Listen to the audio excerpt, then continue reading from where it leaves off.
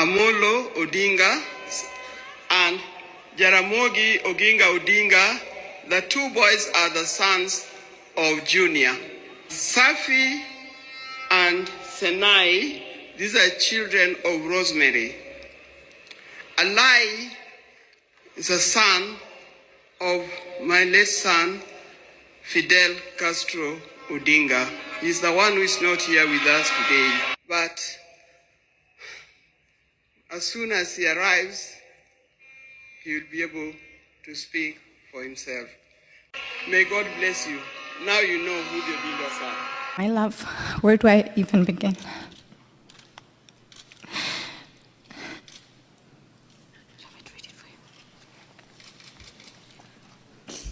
I'll read it on her behalf.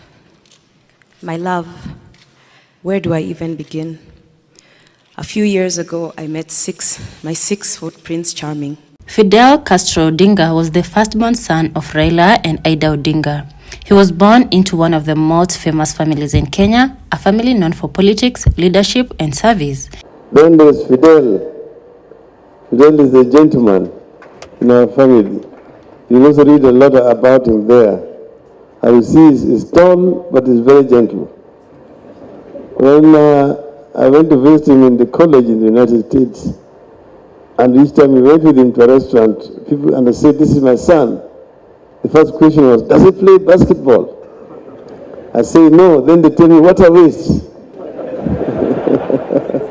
But Fidel's life was not just about his father's name. He had his own story, full of ambition, love, success, and tragedy. Fidel grew up in a house filled with history. His father, Raila, was often away in politics, in struggle, and in leadership.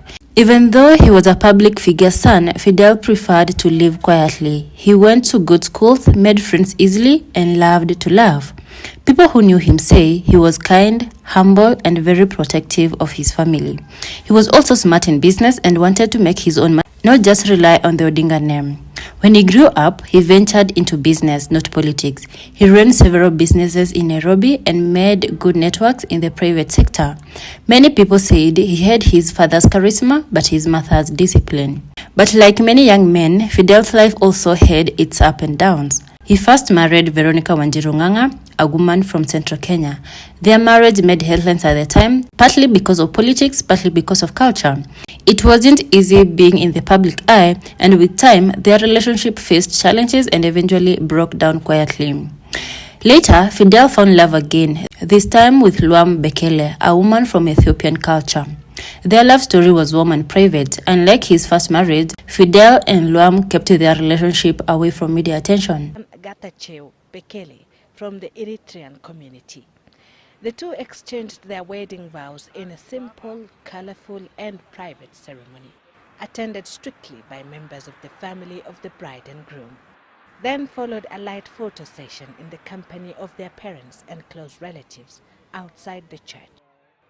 The Prime Minister left immediately after the ceremony, while the two lovebirds followed a few minutes later. Amid song and jubilation from an invited choir, 2007, Fidel had wedded Veronica Wanjiru Ng'ang'a in a customary Kikuyu ceremony, only for the two to divorce later after what was said to have been irreconcilable differences emerged. Friends described them as deeply in love, peaceful, and supportive of each other. They were later blessed with a son, who became the center of their lives. Fidel was said to be a loving and playful father. He liked to spend weekends with his little boy, away from the noise of politics. To him, family meant everything. Fidel lived a comfortable life in Nairobi's Karen area. He was close to his parents, especially his mother Ida. Every weekend, he would often visit his parents' home, not as the firstborn son, but as a son who loved his family deeply. He was proud of his father's leadership and admired his strength. But life can be unpredictable. On the morning of January 4th, 2015, Kenya woke up to shocking news. Fidel Odinga had been found dead in his home. He was only in his early 40s. The country stood still. Many couldn't believe it. The Odinga family was shattered. Raila and Ida had lost their firstborn, their pride and their joy. At the time of his death, Fidel had left behind his wife Luam and their young son. The pain she went through was unimaginable. She stood strong beside her husband's coffin, holding their child close. Those who attended the funeral said her strength moved many people to tears. When the body was taken home to Bondo, thousands of mourners filled the compound. They came from all over the country, old men, young people, women, leaders, all to say goodbye. The funeral was full of emotion. Raila, Aida, Winnie, and the rest of the family wept openly. It was not just the burial of a son, it was the burial of a dream, of hope, of a future that could have been. After the burial, there were traditional cleansing rituals, breaking of chola, shaving of hair, and praying for peace.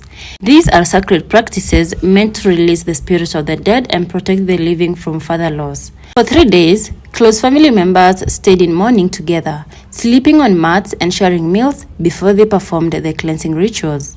Even after the burial, legal and personal issues followed. As often happens when a prominent person dies young, there were court cases about inheritance and children. But through it all, the Odinga family stood together and chose silence over public drama.